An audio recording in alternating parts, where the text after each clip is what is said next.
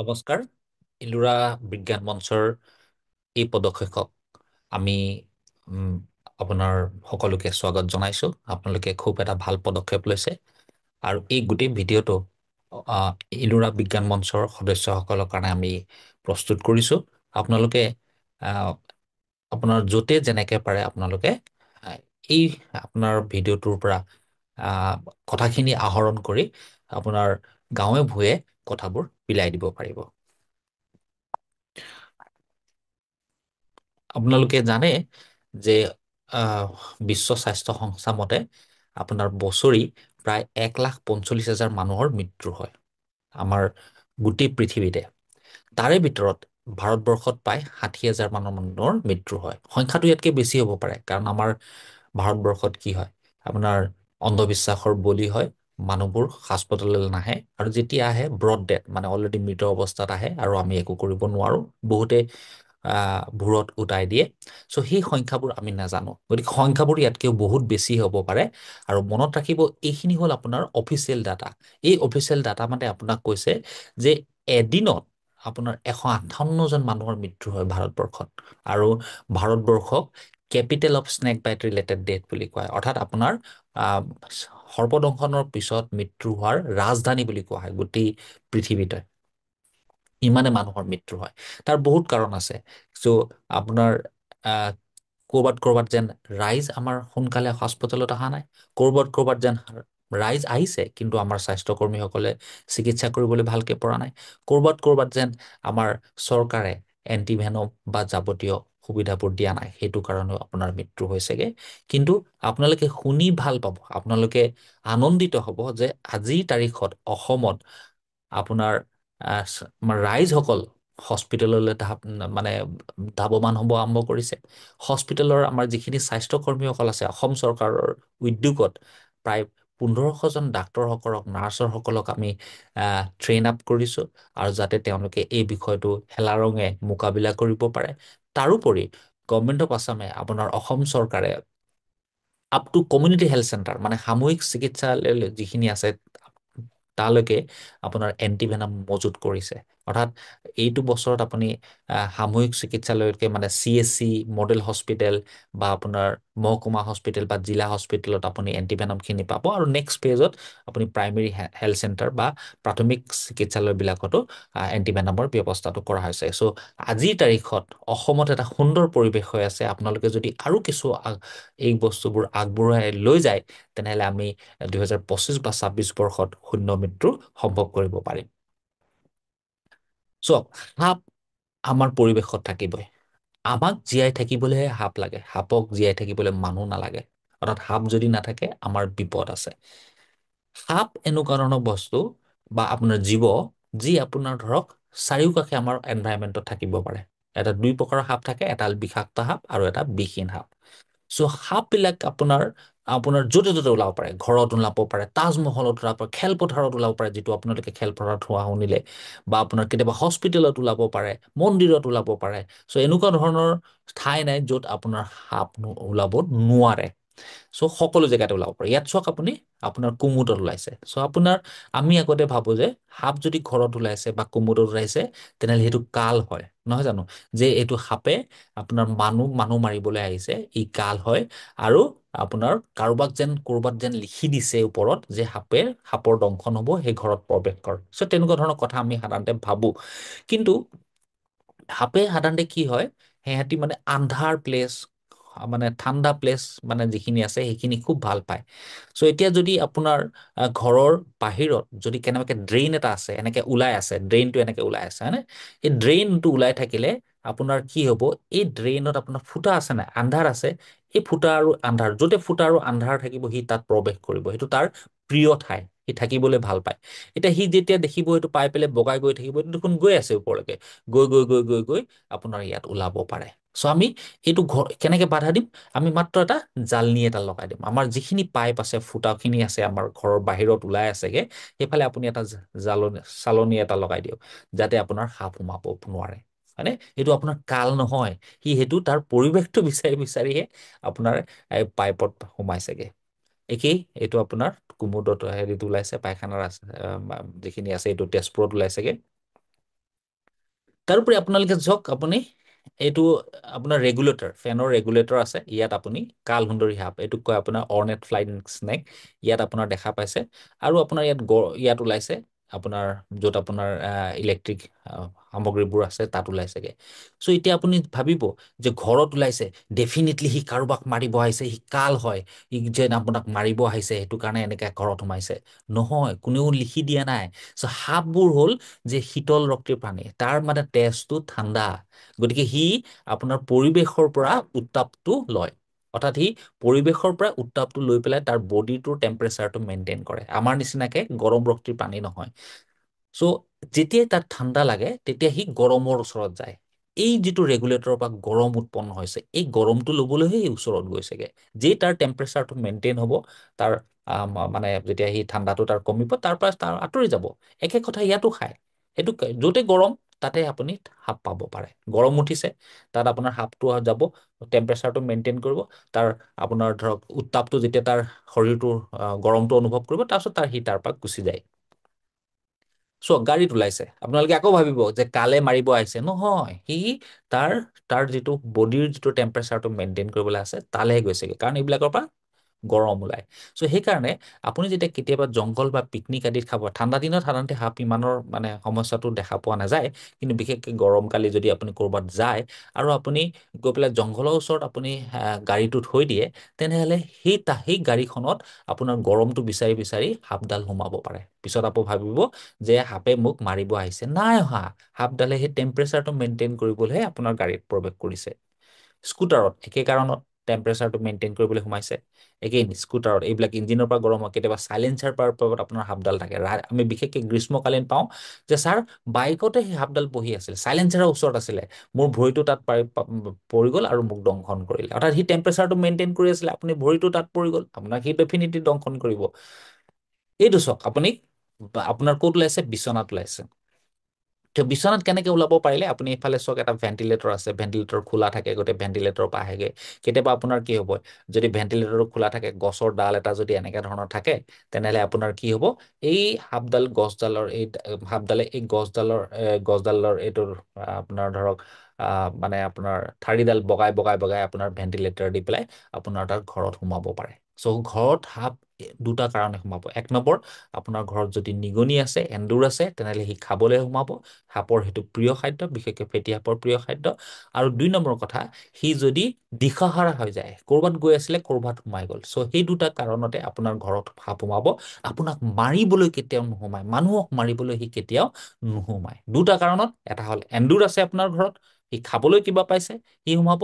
আৰু দুই নম্বৰ কথা, সি দিশহাৰা হৈ পেলাই আপোনাৰ ঘৰত সোমাইছেগে, নহ'লে আপোনাৰ ঘৰত কেতিয়াও মানে সাপ নোসোমায়। এইটো আপুনি চব ফ্লাইটত আছেগে। চ' আপোনাৰ ইয়াৰ পৰা বুজা গৈছে যে সাপ চব ফালে আছে। এইটো আপোনাৰ ফ্লাইটত আপোনাৰ থাকে, কেনেকে গ'ল, বস্তাইদি গ'ল বা আপোনাৰ বেগেদি গ'ল, সামগ্ৰী দি গ'ল, আৰু আপোনাৰ তাত সাপ সোমালেগে। চ' আপুনি কেতিয়াও নাভাবিব যে মই 10 মহলা বিল্ডিঙত আছো, মোৰ তাত সাপ নোসোমাব। সাপ সোমাব পাৰে। 10 মহলা বিল্ডিঙত যদি কেনেবাকে এন্দুৰ বা নিগনি থাকে, আৰু যদি সি ভোক লাগিছে, খাবলৈ পোৱা নাই, সেই তাৰ পৰা এটা ৱেভ এটা আহে, সেই ৱেভটো অনুসৰণ কৰি কৰি এন্দুৰ বা নিগনিটোৰ পৰা এটা মানে আপোনাৰ হিট এটা নিৰ্গত হয়। সেই হিটটো আপোনাৰ অনুসৰণ কৰি কৰি সি 10 মহলা বগাব পাৰে। চাওকচোন বাৰু, আমাৰ ল'ৰা ছোৱালী যেতিয়া আপোনাৰ ধৰক ইয়াত চাকৰি বাকৰি নাথাকে, বা আপোনাৰ ধৰক মানে পৰিয়াল পোহপাল দিব নোৱাৰে, তেওঁলোকে বেংগলোৰ যায়, আপোনাৰ ধৰক পাঞ্জাৱত যায়, হাৰিয়ানাত যায়, চাকৰি কৰিব পাৰে, ইমান দূৰ যায় বাট কৰি বাই। এই সাপডালে যেতিয়া ভোক লাগিব তেতিয়া নাযাবনে? ডেফিনেটলি যাব। কাৰণ আপোনাৰ সাপৰ যেতিয়া ভোক লাগিব, তেতিয়া সি যোনফালে আপোনাৰ খাদ্য থাকে সেইফালেহে যাব। তেতিয়া মানুহে ভাবিব এইটো কাল আহিছে, এইটো মোক মাৰিব আহিছে, তেনেকুৱা ধৰণৰ কথা নহয়। এইকেইটা আপোনাৰ সাপৰ বিহেভিয়াৰ, এইখিনি আপোনাৰ সাপৰ অভ্যাস। চ' সাপ চাৰিওফালে আছে। আৰু দ্বিতীয় কথাটো আমি কৈছিলো যে সাপ আমাক লাগে, সাপ যদি নাথাকে আমাৰ মৃত্যু হ'ব। কাৰণ মানুহৰ আয়ুস সাপৰ দ্বাৰাহে নিয়ন্ত্ৰিত হয়। কিয় কাৰণে? সাপক কৃষকৰ বন্ধু বুলি কোৱা হয়। সাপে আপোনাৰ কি কৰে, এন্দুৰ বা নিগনিখিনি খায়, সেইটো তাৰ প্ৰিয় খাদ্য। এতিয়া যদি চাপ'জ পৰিৱেশত আপোনাৰ যদি সাপ নাথাকে, তেনেহ'লে কি হ'ব, এন্দুৰৰ সংখ্যাটো পুৰা ক্ৰমান্বয়ে বাঢ়ি যাব। এটা সময়ত এনেকুৱা হ'ব, এন্দুৰে গোটেই আপোনাৰ ধান আৰু শস্যখিনি খাই শেষ কৰিব, আৰু আমি মানুহ জাতিয়ে একো নাখাই পেলাই মৃত্যুবৰণ কৰিম। এটা ষ্টাডিয়ে কৈছে যে আমি মাত্ৰ 19 বছৰহে জীয়াই থাকিব পাৰো। যদিহে আপোনাৰ সাপ নাথাকে তেনেহ'লে 19 বছৰ জীয়াই থাকো। কেনেকে? এযোৰ এন্দুৰে বছৰি 400 এন্দুৰ জন্ম দিব পাৰে। এযোৰ এন্দুৰ 400 এন্দুৰ জন্ম দিব পাৰে। এটা এন্দুৰে 15 কেজি ধান বা শস্য ধ্বংস কৰে। 400 এন্দুৰৰ ভিতৰত এন্দুৰে 6000 কেজি ধান নষ্ট কৰিব পাৰে। ধৰা হওক 400টা এন্দুৰৰ ভিতৰত 175টা স্ত্ৰী আছিলে, 175টা পুৰুষ এন্দুৰ আছিল। গতিকে তেওঁলোকৰ মিলন হৈ 70,000 এন্দুৰ হ'ব পাৰে। এটা অৰ্থাৎ আপোনাৰ এটা গাঁও অঞ্চলত, এটা সৰু সৰু অঞ্চলত 70,000 এন্দুৰ হ'ব পাৰে। চ' সেই 70,000 এন্দুৰে কিমান ধান বা শস্য খাব? 10,50,000 কেজি আপোনাৰ ধান বা শস্য নষ্ট কৰিব পাৰে। চ' আমি নাখায় মৰি যাম। আমি যদি সাপ নাথাকে পৰিৱেশত, তেনেহ'লে মনত ৰাখিব আপুনি মই মাত্ৰ 19 বছৰে জীয়াই থাকিম। চ' আজি মই 45 বছৰ 46 বছৰ হোৱাৰ মূলতে হ'ল সাপ। আমি সাপক ধন্যবাদ দিব লাগে। চ' সেইকাৰণে আমাৰ সাপ যদিও চাৰিওফালে আছে, আমাৰ সাপে আমাক জীয়াই ৰাখিছে।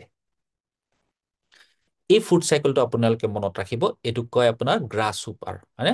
এই গ্ৰাছ হুপাৰে ফৰিঙে আপোনাৰ ধৰক ঘাঁহ বন খায়, হয়নে? ফৰিঙক কোনে খায়? আপোনাৰ ভেকুলীয়ে খায়। ভেকুলীক কোনে খায়? সাপে খায়। সাপক কোনে খায়? আপোনাৰ চৰাই, চিৰিকটি, ঈগল, ফেঁচা ইত্যাদিয়ে খায়। আৰু যেতিয়া ইহঁতৰ মৃত্যু হ'ব, জীৱাশ্ম হ'ব, আকৌ আপোনাৰ ধৰক গছ বননি হ'ব, আৰু সেইখিনি আকৌ গ্ৰাছ হুপাৰে খাব, আৰু এই চাইকেলটো চলি থাকে। এইটো হ'ল আপোনাৰ ফুড চাইকেল। এতিয়া ইয়াতে যদি কোনোবা এটা মানে নাইকিয়া হৈ যায়, তেতিয়া ইয়াত আউল লাগি যাব পাৰে। এতিয়া আপোনাৰ আজিকালি এই চৰাই চিৰিকটি, আপোনাৰ ধৰক চিলনি বা ফেঁচা, এইবিলাকৰ সংখ্যা কমি গৈছেগে, হয়নে? চ' এইবিলাকে সাপ খাইছিলে। এতিয়া ইহঁতৰ সংখ্যা কমি যোৱাৰ কাৰণে সাপৰ সংখ্যাটো অলপ বাঢ়িব আৰম্ভ কৰিছে। অৰ্থাৎ এই গ্ল'বেল ৱাৰ্মিং, গৰমটো বাঢ়ি যোৱাৰ কাৰণে সাপৰ সংখ্যা বাঢ়িছে। তাৰোপৰি সাপক ভক্ষণ কৰা যিখিনি আছে, ধৰক সিহঁতৰ সংখ্যাটো কমি যোৱাৰ কাৰণে কিছু সংখ্যক সাপৰ সংখ্যা বাঢ়ি গৈছে। আৰু এই সাপৰ সংখ্যা বাঢ়ি যোৱাৰ কাৰণে আমাৰ সংঘাতটো হৈছেগে। আৰু মনত ৰাখিব, সাপ এই কাৰণে ইম্পৰ্টেণ্ট, সাপৰ বিষৰ পৰা আমি এণ্টিভেনম প্ৰডাকশ্যন কৰোঁ। সাপৰ বিষক নিষ্ক্ৰিয় কৰিবলৈ যিখিনি দৰৱ ইউজ কৰা হয় তাক এণ্টিভেনম বুলি কোৱা হয়। হাৰ্ট ফেইলাৰৰ দৰৱ, আপোনাৰ হাৰ্ট এটেকৰ দৰৱ, বা আপোনাৰ ধৰক বোলে কেঞ্চাৰৰ দৰৱ, এইখিনি কাৰণে আপুনি সূক্ষ্ম সূক্ষ্ম পৰিমাণে সাপৰ বিষটো প্ৰয়োজন হয়। গতিকে সেইকাৰণে আপোনাৰ পৰিৱেশত সাপৰ ইম্পৰ্টেঞ্চ আছে। সাপ দেখিলেই আপোনালোকে মাৰিবলৈ চেষ্টা নকৰিব, তাৰ পৰা আঁতৰি থাকিব। আপুনি সাপটোকো সুৰক্ষা দিব, আৰু নিজকো আৰু নিজৰ পৰিয়ালকো, আৰু লগতে আপুনি আহিব লগা আপোনাৰ যিখিনি প্ৰজন্ম আছে তেওঁলোককো আপোনালোকে ৰক্ষণাবেক্ষণ দিয়া হ'ব। চ' এই দুজন, আমি ক'লো যে সাপ সাপ আপোনাৰ চাৰিওপাশে আছে, আৰু সাপ আপোনাৰ আমাক লাগিব। আৰু 2 নম্বৰ কথা, আমি যিহেতু সাপ আমাৰ কাৰণে লাগিবই, আমাক সাপৰ ইম্পৰ্টেঞ্চ আছে, সাপ দেখিলেই মাৰিব নালাগে। আমি কি কৰিব লাগিব? সাপৰ লগত সহবাস কৰিবলৈ চেষ্টা কৰিব লাগিব, একেলগে থাকিবলৈ চেষ্টা কৰিব লাগিব। এতিয়া আপোনাৰ ধৰক এই দুজন ব্যক্তি, এজন হ'ল বাপেক, এজন হ'ল পুতেক, তেওঁলোকে আঁঠুৱা তলত হৈছিলে। কিন্তু আপোনাৰ 12মান বজাত ইয়াৰ ল'ৰাটোৰ পেচাব কৰিব লাগে। চ' পেচাব কৰিবলৈ সি গুচি যায়। গুচি যাওঁতে সি আঁঠুৱাটো ভালকে নুগুজোতে কোনোবা এটা পাকত এটা বিষাক্ত পিট ভাইপাৰ আহি পেলাই বিচনাত সোমাই যায়। ই পেচাব কৰি আহি পেলাই শুই যায়, নুগুজে, সাপডাল সোমাই যায়। কোনটো টাইমত সোমালে গম নাপায়। এতিয়া ধৰা হওক তেওঁ 2টা বজাত সাপডাল সোমালে। চ' 2টা বজাত ধৰা সাপডাল সোমালে। চ' 2টা বজাৰ পৰা প্ৰায় 4:30-5টা বজালৈকে বাপেক পুতেক আৰু সাপডাল ধুনীয়াকে শুই থাকে, কোনেও একো গম নাপায়। চ' ল'ৰাটোৱে প্ৰায় আপোনাৰ কোনোবা এটা সময়ত ভৰিৰ আঁঠুৰ ওচৰত খুব ঠাণ্ডা ঠাণ্ডা অনুভৱ কৰে। তাৰপিছত সি এনেকে খজুৱাই পেলাই শুই দিয়ে। অৰ্থাৎ সাপডালে তাৰ ভৰিটোত লাগিছিলে, ঠাণ্ডা অনুভৱ কৰিছিলে, কিন্তু তাক দংশন নকৰে, কাৰণ সাপডালে কোনো ধৰণৰ কষ্ট পোৱা নাছিলে, দুখ পোৱা নাছিলে। কিন্তু প্ৰায় 4:30-5টামান বজাত বাপেকটো আপোনাৰ বিষত ততনাই সাৰ পাই যায়। অৰ্থাৎ তাৰপিছত সাৰ পাই পেলাই দেখে ভৰিৰ তলুৱাত আপোনাৰ বিষাক্ত আপোনাৰ ধৰক পিট ভাইপাৰটো এনেকে কৰি ৰৈ আছেগে। অৰ্থাৎ আপোনাৰ মন কৰক, 2টা বজাত যদি সোমাইছে, 4:00-4:30লৈকে কিন্তু কাকো অপকাৰ কৰা নাই, একেলগে শুই আছেগে। কিন্তু যেই মানে ভৰিটো, আপোনাৰ বাপেকৰ ভৰিটো তাৰ মূৰৰ ওপৰত পৰে, আৰু সি যেই আপোনাৰ দুখ পায়, মানে কষ্ট পায়, তেতিয়াই বাপেকক দংশন কৰে। চ' ইয়াৰ পৰা এইটোৱে আমি মানে গম পাইছো যে এই দুজন মানে বাপেক পুতেক বিষাক্ত সাপৰ লগত যদি নিদ্ৰা কৰি থাকিব পাৰে, একেলগে শুই থাকিব পাৰে, তেনেহ'লে আমি কিয় সহবাস কৰিব নোৱাৰে? একেলগে আমি একেলগে কিয় থাকিব নোৱাৰো? ডেফিনেটলি পাৰো। খালি আমি সাপ বুলি ক'লে ভয় খাওঁ, দহজাপ মাৰো, তাক মাৰিবলৈ খেদি খাওঁ।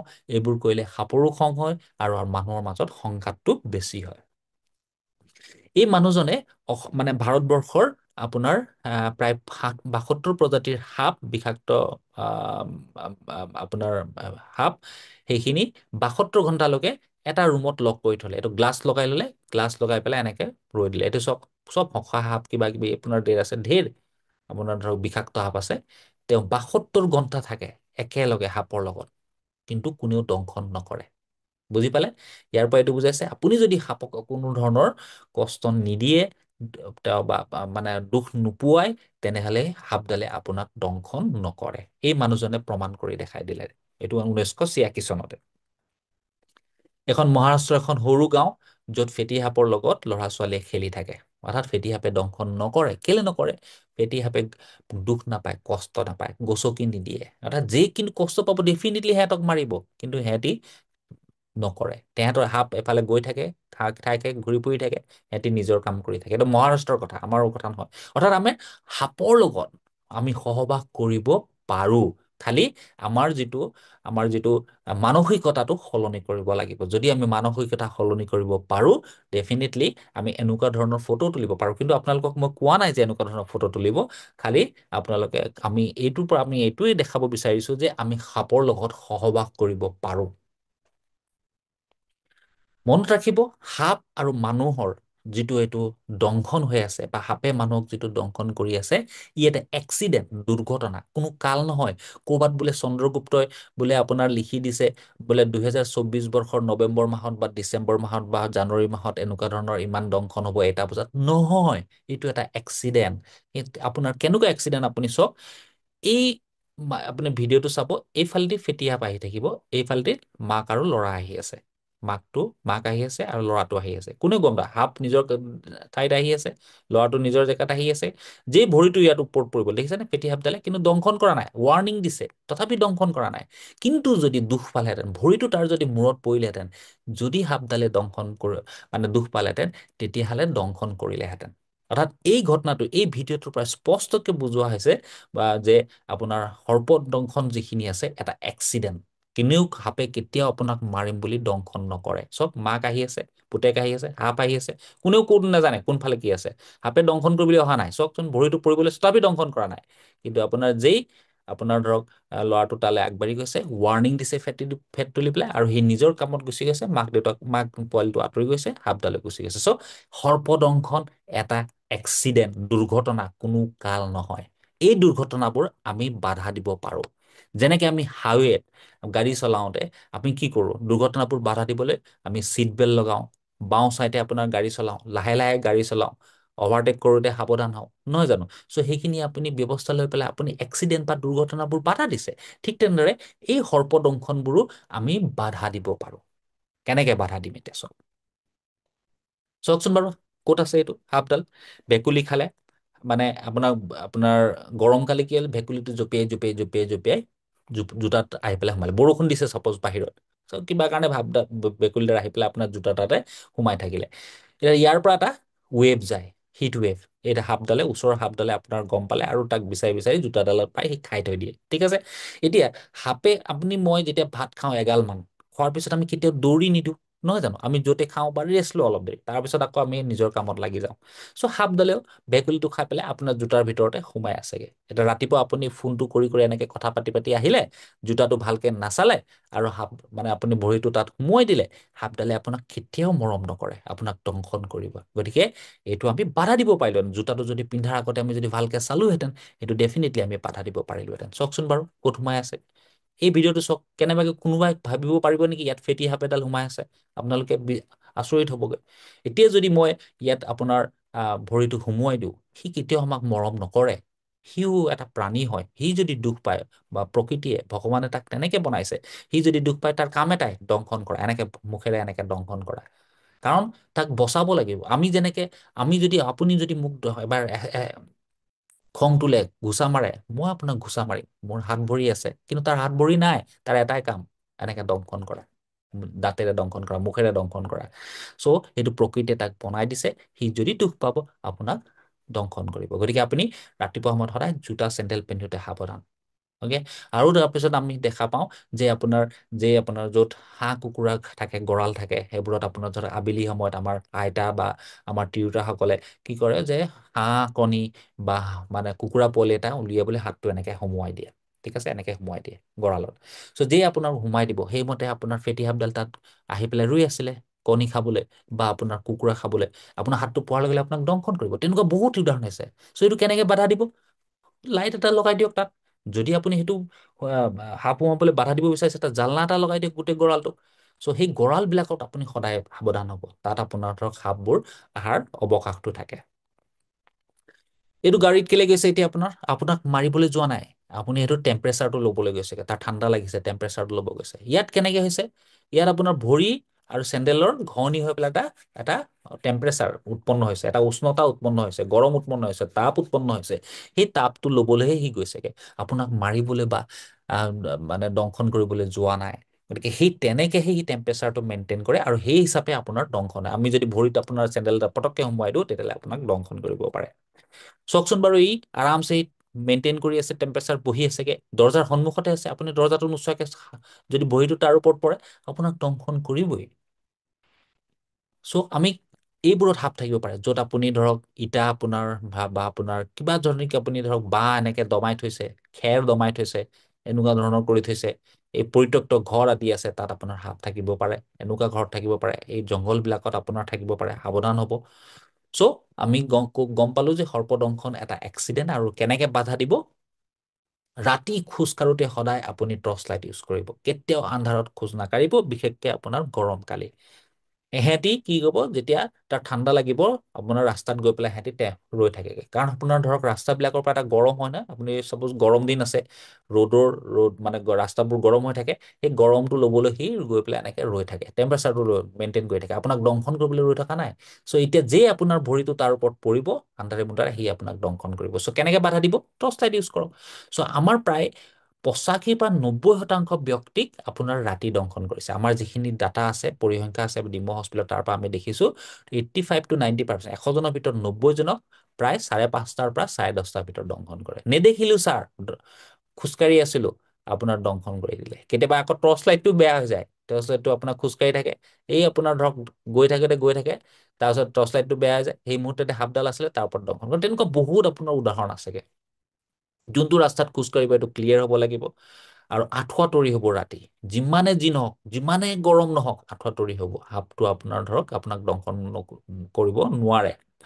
আৰু আপোনাৰ এই দমাই থোৱা যিখিনি বস্তু আছে, আন্ধাৰ মুন্ধাৰত যিখিনি আছে, হাত ভৰি কেতিয়া সোমাই দিব। আপুনি ধৰক টেংকিত এনেকে আপুনি হাত ভৰাই দিছে, তাত টেংকিত থাকিব পাৰে। গতিকে টেংকিটোত পোহৰ মাৰি চাওক। বিচনাৰ তলত আপোনাৰ ধৰক আন্ধাৰ হৈ থাকে, আপুনি কেতিয়াও হাতটো বা ভৰিটো সোমোৱাই দি দিব, টৰ্চ মাৰি চাওক, তাৰপিছতে আপোনাৰ হাত বা ভৰিটো সোমাব। চ' এই যিবোৰ আপোনাৰ দমাই থোৱা বস্তু থাকে, সেইবিলাক সাৱধান কৰি ৰাখিব, নিগনি শূন্য কৰি ৰাখক। আপোনাৰ চাৰিওপাশটো লেতেৰা নকৰিব। যদি লেতেৰা কৰে, তেনেহ'লে পেলনীয়া বস্তু ৰাখে, বেয়াকে ভাত আদি ডাল এইবোৰ য'তে ত'তে পেলাই, তেনেহ'লে নিগনি আহিব। চ' নিগনি অহাৰ লগে লগে আপোনাৰ ধৰক আপুনি সাপ বা বিশেষকে ফেটি সাপক আপুনি ইনভাইট কৰা নিচিনা হয়, অৰ্থাৎ নিমন্ত্ৰণ দিয়া হয়। চ' নিগনি শূন্য কৰি ৰাখক, আপোনাৰ ডেফিনেটলি এই আপোনাৰ সৰ্পদংশনবোৰ নহয়। ৰাতি হেৰি কৰোঁতে সদায় আপোনাৰ টৰ্চ লাইট ইউজ কৰিব। যদি আপোনাৰ পথাৰত যদি যায়, তেনেহ'লে আপুনি যদি বুট লগায়, তেনেহ'লে আপুনি বুট লগালেও বহুতখিনি আপুনি মানে সৰ্পদংশনৰ পৰা বাচিব। ক'ৰবাত যদি জোপোহা হাতীত এনেকুৱা গছ আপোনাৰ সোমাব বিচাৰিছে, তেনেহ'লে আপোনাৰ লাঠি এডাল লৈ পেলাই এনেকে আপোনাৰ অঁতৰাই আপুনি আগবাঢ়ক। অৰ্থাৎ ভৰিটো ক'ত পেলাব আপুনি চাই পেলাই আগবাঢ়িব। পানীৰ তলত আপুনি সদায় সাৱধান হ'ব। আপোনাৰ কিছুমান সাপ থাকে, বিষাক্ত সাপখিনি কম থাকে, কিন্তু যিখিনি আপোনাৰ মাছ খাবলৈ আহে, ধৰক শংখচূড় সাপে আহে মাছ খাবলৈ। চ' আপোনাৰ ধৰক তেতিয়া আপোনাৰ তেতিয়া মাছ বুলি পেলাই আপুনি সাপডাল ধৰি দিব পাৰে। গতিকে আপোনাৰ অসুবিধা হ'ব পাৰে। গতিকে বি কেয়াৰফুল, আপোনালোকে সাৱধান হ'ব। সেইখিনি যদি আপোনালোকে সাৱধান অৱলম্বন কৰে, তেনেহ'লে এই সৰ্পদংশনবোৰ, এক্সিডেণ্টবোৰ আমি বাধা দিব পাৰিম। তেনেকে আগবাঢ়িব, ক্লিয়াৰ কৰি ৰাখিব। আপুনি দেখিছেনে?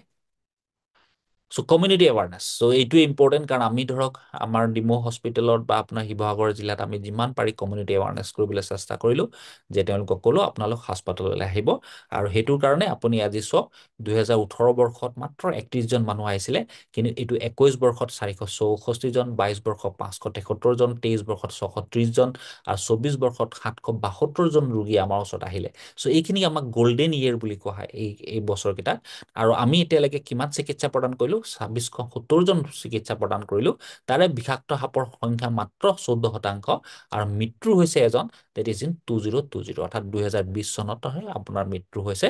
আমি ইয়াত শূন্য মৃত্যু কৰিলোঁ, এইটোত শূন্য মৃত্যু সম্ভৱ কৰিলোঁ, এইটোত শূন্য মৃত্যু সম্ভৱ কৰিলোঁ, আৰু এতিয়ালৈকে ভগৱানৰ কৃপাত আমি শূন্য মৃত্যু হৈ আছে এই বছৰলৈকে। চ' অৰ্থাৎ আমি ইয়াৰ পৰা গম পালো যে বুজন সংখ্যক মানুহক বিষহীন সাপে দংশন কৰে, মাত্ৰ 14% মানুহকে বিষাক্ত সাপে দংশন কৰে। চ' এই যে বিষহীন, আগতে আপোনাৰ ধৰক মানুহবিলাকে কৈছিলে যে সৰ্পদংশন হোৱাৰ পিছত বেজৰ ওচৰত গৈ পেলাই ভাল পালো, কাৰণ এই মানুহবিলাকক বিষহীন সাপে দংশন কৰিছে। বিষহীন সাপে দংশন কৰিলে আপোনাৰ একো অপকাৰ নহয়। চ' আপোনাৰ ধৰক মানুহবোৰ বেজৰ ওচৰত গৈ ভাল পোৱাৰ কাৰণে হ'ল বিষহীন সাপে দংশন কৰিছে। তদুপৰি কিছুমান ক্ষেত্ৰত আমি দেখিলো যে কিছুমান কম বিষাক্ত সাপ আছে, যিবিলাকে অলপ বিষায়, অলপ ফুলাই, কিন্তু মানুহটো মাৰিব নোৱাৰে। চ' সেইবিলাকো আপোনাৰ বেজৰ জৰা ফুকাত আপোনাৰ ভাল হ'ব, বা আপোনাৰ ওচৰত চিকিৎসা কৰিবলৈ গ'লেও আপোনাৰ ভাল হ'বগে। আৰু কিছুমান আপোনাৰ ধৰক আমি সাপ দেখিলো, বিশেষকৈ বিষাক্ত সাপ দেখিলো, তেওঁলোকে কি কৰে, বিহটো নিদিব পাৰে। গতিকে ফেটি সাপে দংশন কৰিছে, কিন্তু আপোনাৰ বিহ নিদিব পাৰে। আকৌ ফেটি সাপে দংশন কৰিলে কেতিয়াবা বিষাব, ফুলিব, কিন্তু আপোনাৰ মানুহ মাৰিব পৰা বিহটো নিদিব পাৰে। গতিকে আপোনাৰ বেজৰ চিকিৎসা কৰিলে বা আপোনাৰ চিকিৎসা কৰিলেও ভাল হ'ব। চ' সেই তেনেকুৱা ধৰণৰ কথা।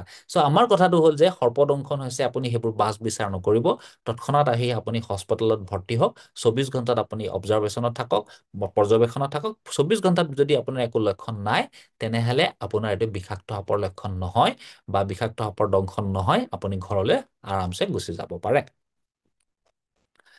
চ' আমাৰ অসমৰ বিষাক্ত সাপ যদি চাওঁ, তেনেহলে আপোনাৰ ছবিতে আছে, এইটোকে আপোনাৰ পিট ভাইপাৰ, আৰু এইটো আপোনাৰ ফেটি সাপ, যিটো চকৰি ফেটি বুলি কোৱা হয়, এইটোকে বেণ্টেডকৈ থকা সাপ বুলি কয়।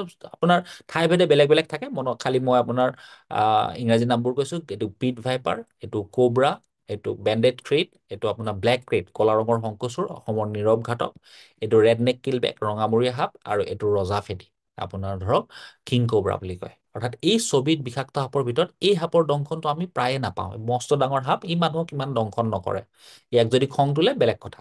এই সাপৰ বিষ দাঁতকেইটা পিছফালে থাকে, গতিকে সি সাধাৰণতে বিষটো দিব নোৱাৰে। গতিকে ইও আমাক অপকাৰ কৰি থকা নাই। ই একেবাৰে শান্ত নিৰ্জীৱ প্ৰকৃতিৰ সাপ।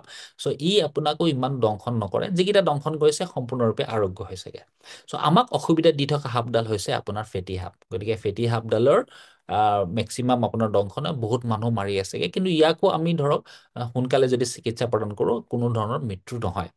এই সাপৰ দংশনত আপোনাৰ কোনো ধৰণৰ বিষ বা ফুলোৱা নাথাকে, অৰ্থাৎ এইকেইটাত আপোনাৰ কেতিয়াবা বিষ বা ফুলোৱা থাকে, কিন্তু এইটো সাপৰ দংশনত কোনো ধৰণৰ বিষ নাথাকে, কোনো ধৰণৰ ফুলা নাথাকে, বা আপোনাৰ ধৰক কোনো ধৰণৰ দাঁত নাথাকে। চ' সেইকাৰণে ইয়াক কোৱা হয় নীৰৱ ঘাতক বুলি কোৱা হয়। বুজি পালে? চ' এই নীৰৱ ঘাতকৰ কাৰণে আপোনাৰ কিমান মানুহ মৰি আছে অসমত, আমি এতিয়ালৈকে একো ক'ব নোৱাৰো। বুজি পালে? চ' আমাৰ যিটো ডিমৌ হস্পিটেলত এজনৰে যিজনৰ মৃত্যু হৈছে, সেইজনক এই সাপে দংশন কৰিছিলে, আৰু তেওঁ আমাৰ ওচৰত দেৰিকে অহাৰ কাৰণে আমি তেওঁক বচাব নোৱাৰিলো। এইটো পিট ভাইপাৰ বুলি কয়। উজনিৰ ফালে বহুতখিনি আছে, বাগান এৰিয়া য'ত আছে তাত আপোনাৰ বহুতখিনি আছে। চ' এই সাপেও মাৰিব নোৱাৰে। তদুপৰি নামনি অসমৰ ফালে আজিকালি আমি প্ৰায় দেখা পাইছো বঙাইগাঁও আৰু চিৰাং ডিষ্ট্ৰিক্টত বেছিকে, এইটো হ'ল আপোনাৰ ৰাছেল ভাইপাৰ। তদুপৰি তেজপুৰৰ আপোনাৰ বিহগুৰি এৰিয়াত আপোনাৰ ৰাছেল ভাইপাৰ দেখা গৈছে, কিন্তু অসমৰ বেলেগ জেগাত আপুনি কোনো ধৰণৰ ৰাছেল ভাইপাৰ দেখা পোৱা নাই। খালি এই 3টা ডিষ্ট্ৰিক্টৰ বা জিলাৰ আপুনি মনত ৰাখিব, আৰু বাকী কথা আপুনি ইমান চিন্তা কৰিব নালাগে। ৰাছেল ভাইপাৰ হ'লেও আপুনি চিন্তা কৰিব নালাগে। তৎক্ষণাত যদি হস্পিটেলত আহে, এণ্টিভেনম বেজি লয়, তেনে ৰোগী সাধাৰণতে সুস্থ হয়। দেৰি কৰিলে অকণমান বিপদ হ'ব পাৰে। চ' যদি চাওকচোন, এই ছবিত বিষাক্ত সাপৰ এইকেইটাৰ আপোনাৰ হস্পিটেলত আমাৰ মৃত্যু নাই, এই সাপৰ দংশনৰ মৃত্যু নাই, এই সাপৰ দংশনৰ মৃত্যু নাই, এই সাপৰ দংশনৰ মৃত্যু নাই, এই সাপৰ দংশন আমি আজিলৈকে পোৱা নাই, কাৰণ সি সাধাৰণতে দংশন নকৰে। চ' এটাই দংশন মৃত্যু আছে, এইটো আমাৰ ব্লেক ৰেট বা কলা শংকচুৰ সাপৰ। চ' এই ছবিধৰ ভিতৰত এটাও মাৰিব নোৱাৰে, কিন্তু আমাৰ মানুহবোৰ মৃত্যু হৈছে আমাৰ অজ্ঞতাৰ কাৰণে, জৰা ফুকাৰ কাৰণে, দেৰিকে হস্পিটেল অহাৰ কাৰণে। চাওকচোন, এই মানুহগৰাকীক 3বাৰ আপোনাৰ ফেটি সাপে দংশন কৰিছে। চাওকচোন কি অৱস্থা আপোনাৰ। মানুহজনী চকু বাদো নামি গৈছে, সম্পূৰ্ণৰূপে অৱশ হৈ গৈছে, অজ্ঞান হৈ গৈছে। কিন্তু তেওঁক আমি তৎক্ষণাত এণ্টিভেনম বেজি দিয়াৰ পিছত ৰোগী সুস্থ হৈছে। 3বাৰ ফেটি সাপে দংশন কৰিছে, আধা ঘণ্টাৰ ভিতৰত হস্পিটেল আহি পাইছে।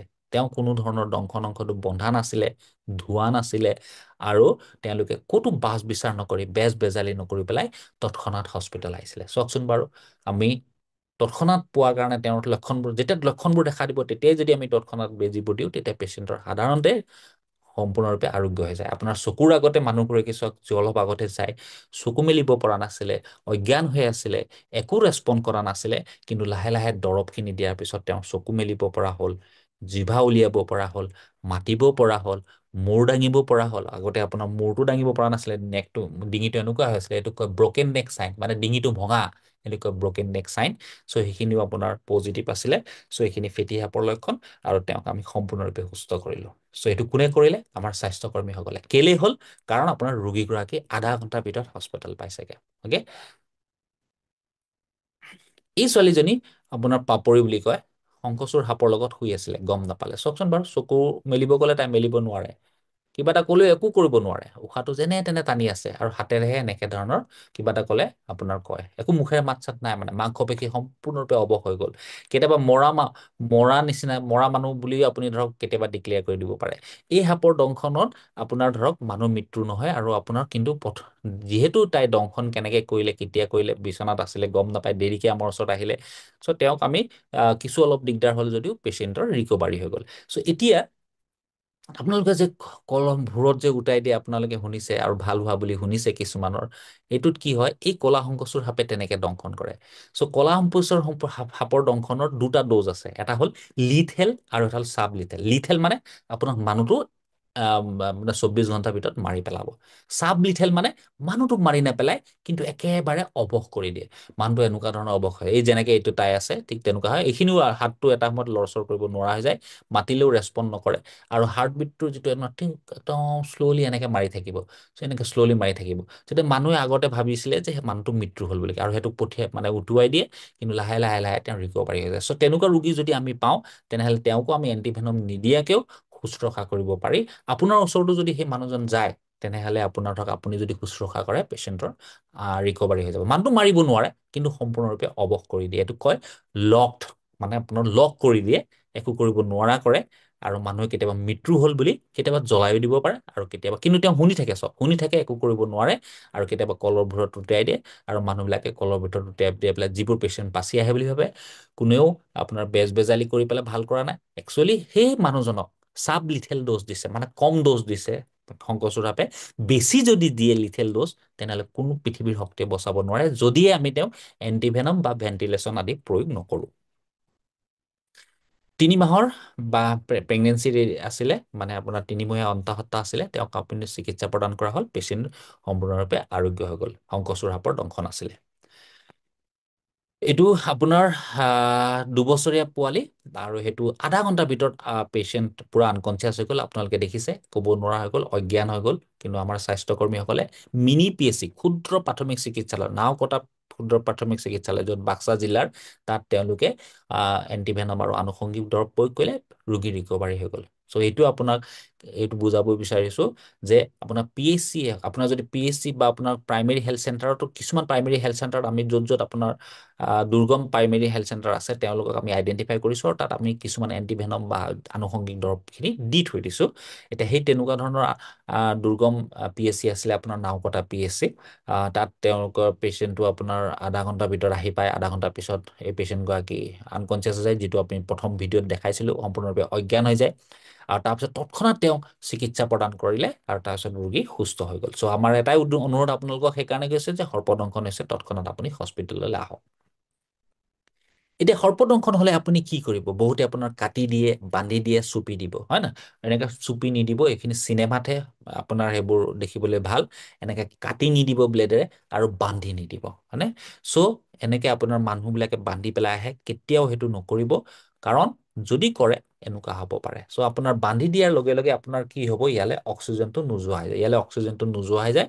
অক্সিজেনটো নোযোৱা হোৱাৰ কাৰণে এইটো অংশটো গেলি যাব পাৰে। পেচেণ্টক আমি ৰিকভাৰী কৰিলোঁ, ভাল কৰিলোঁ, কিন্তু আপোনাৰ সময় লাগিলে, গতিকে কেতিয়াও বান্ধ নিদিব। কাৰণ আপোনাৰ ধৰক আমি যদি চাওঁ এইটো আপোনাৰ হৃদপিণ্ডৰ দুটা বস্তু আছে, এটা হ'ল আপোনাৰ ৰক্তকেশিকা, এইটোক কয় চৰি এইটো আপোনাৰ ধমনী বুলি কয় আৰ্টাৰী, আৰু এইটোক কয় ৰক্তকেশিকা। এই ধমনীয়ে যিটো আছে, এই ধমনীয়ে অক্সিজেনযুক্ত ব্লাড ইয়ালৈ লৈ যায়, আৰু যিটো এইটো ভেনাছ যিটো ব্লাড আছে আপোনাৰ ৰক্তকেশিকা, এইটো অক্সিজেনবিহীন ব্লাড ইয়ালৈ যায়, হয়নে? তাৰোপৰি আমাৰ এই অংগবিলাকত আৰু এটা বস্তু আছে যাক কয় লিম্ফেটিক্স, বা আপোনাৰ ধৰক লসিকা যন্ত্ৰ।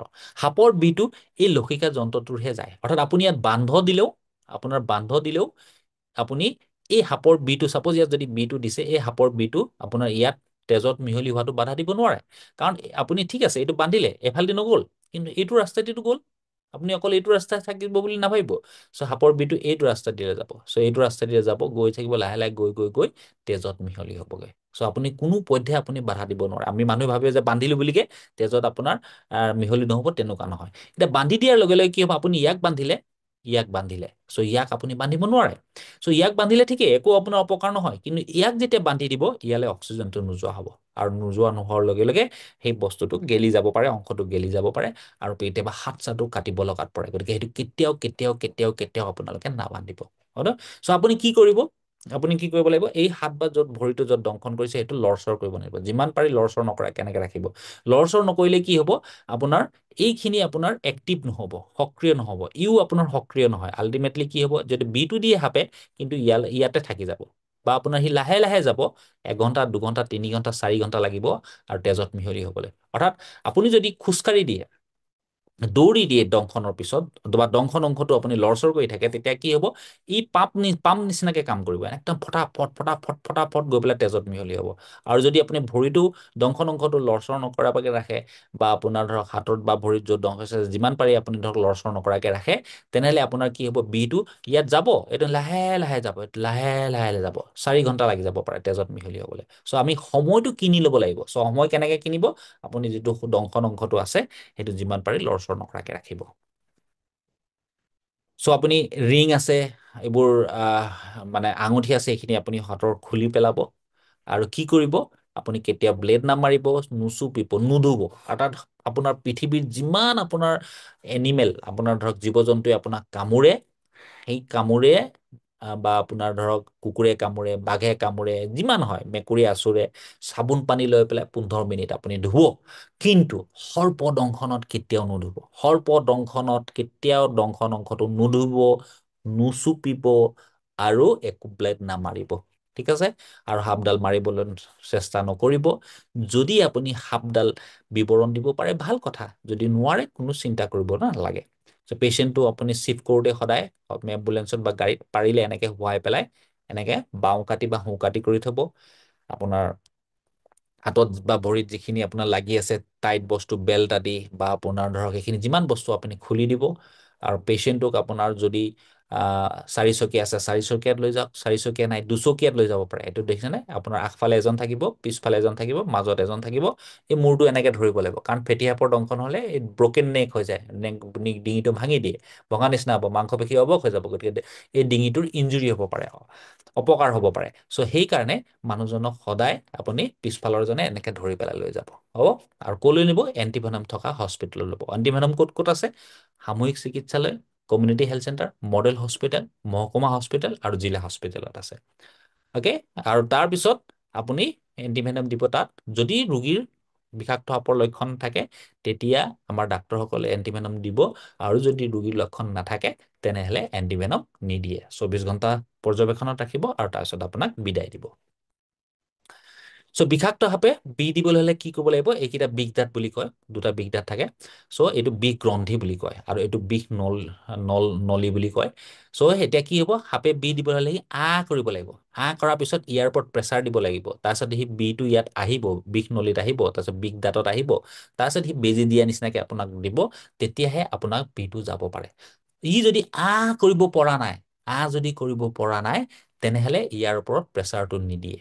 অৰ্থাৎ সি দিব নোৱাৰিব পাৰে, বিটো ইয়াত আহিব নোৱাৰিব পাৰে, আৰু আপোনাক বিটো দিব নোৱাৰিবও পাৰে। অৰ্থাৎ সি যদি মুখটো ভালকে মেলিব পৰা নাই, ইয়াৰ ওপৰত যদি সি প্ৰেছাৰটো দিব পৰা নাই, তেনেহ'লে সি বিটো আপোনাক নিদিবও পাৰে। তেতিয়া কয় ড্ৰাই বাইট। অৰ্থাৎ ফেটি সাপে আপোনাক দংশন কৰিলেও কেতিয়াবা আপোনাৰ বি নিদিব পাৰে। শংখচূড় সাপে দংশন কৰিলেও আপোনাক কেতিয়াবা বিটো নিদিবও পাৰে। এই মানুহগৰাকীক বিষাক্ত ফেটি সাপে দংশন কৰিছিলে। আপুনি দিয়ক চকুৰি ফেটি আপুনি দেখিছে। মানুহজনীক আমি এইটো দুটা দাঁতো দেখিছে, কিন্তু মানুহজনক আমি 24 ঘণ্টা অবজাৰভেশ্যনত ৰাখিলো, কোনো ধৰণৰ এণ্টিভেনম নিদিলো, পেচেণ্টক 24 ঘণ্টাত ছুটি দিলো। অৰ্থাৎ এইটো কয় ড্ৰাই বাইট, অৰ্থাৎ সাপডালে ভালকে বিটো দিব নোৱাৰিলে। চাওক, আজি যিহেতু ৰাইজ আমাৰ হস্পিটেলত আহিব আৰম্ভ কৰিছে, সেইকাৰণে আমি চৰাইদেউত কি কি সাপ আছে, চিৰাঙত কি ধৰণৰ আছে, কোকৰাঝাৰত আছে, ধুবুৰীত কেনেকুৱা ধৰণৰ আছে, ৱেষ্ট কাৰ্বি আংলঙত সকলোতে কেনেকুৱা ধৰণৰ সাপ আছে আমি আপোনালোকক ক'ব পাৰিছো। আৰু তাৰ কাৰণে আমি ধন্যবাদ জ্ঞাপন কৰিব লাগিব আমাৰ ৰাইজসকলক, কাৰণ তেওঁলোকে আমি হস্পিটেল আহিব আৰম্ভ কৰিছে।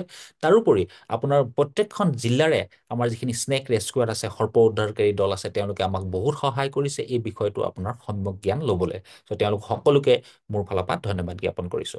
চ' আমি ভাবিছো যে সকলোৰে সহযোগত 2025 বৰ্ষত বা 26 বৰ্ষত অসমত সৰ্পদংশনৰ শূন্য মৃত্যু মিলিজুলি সম্পৰ্ক কৰিম। আৰু 2024 আপোনালোকে মনত ৰাখিব, 2022 বৰ্ষত আপোনাৰ অসমত 100ৰ ওপৰৰ মৃত্যু আছিলে। 2023 বৰ্ষত সেইটো আমি কমাই আনি 37লৈ কৰিলো।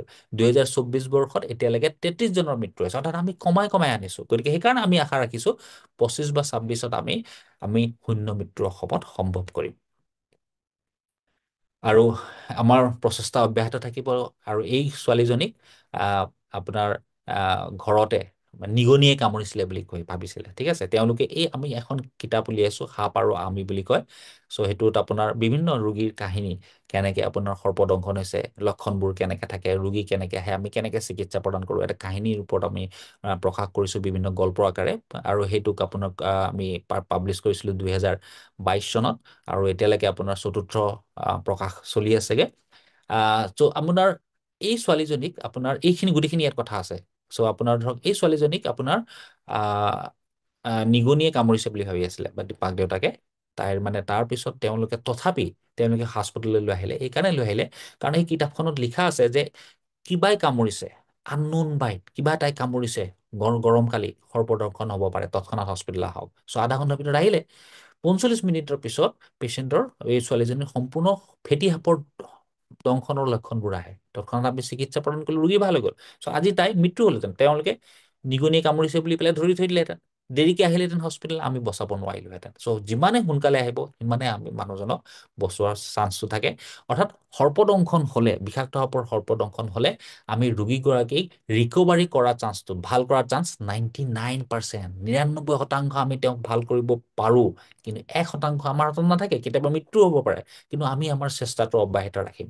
গতিকে এই 99% যেতিয়া আমি মানুহজনক সুস্থ কৰিব পাৰো, তেনেহলে কিয় বাৰু আমি তৎক্ষণাত হস্পিটেললৈ নাহো? আজি যদি তাই নাহিলেহেঁতেন, দেৰিকে আহিলেহেঁতেন, তেতিয়া আমি বচাব পাৰিলোহেঁতেন জানো?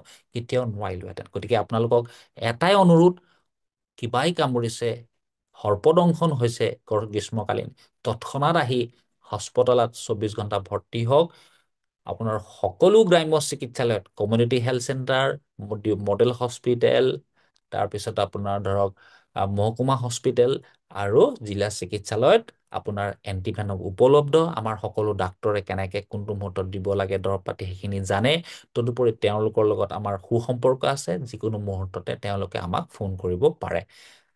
মাত্ৰ আপোনালোকে এটাই কৰিব আছে, সেইটো হ'ল সৰ্পদংশন হৈছে তৎক্ষণাত, নবন্দাকে, আপোনাৰ সেইবোৰ বস্তু নুচুপাকে, নোধোৱাকে, ব্লেড নমৰাকে, আৰু কোনো বান্ধ নিদিয়াকে, যিমান পাৰি লৰচৰ নকৰাকে তৎক্ষণাত হস্পিটেল আহক।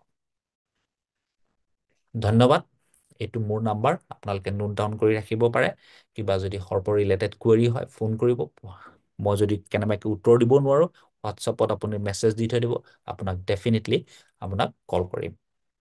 ধন্যবাদ।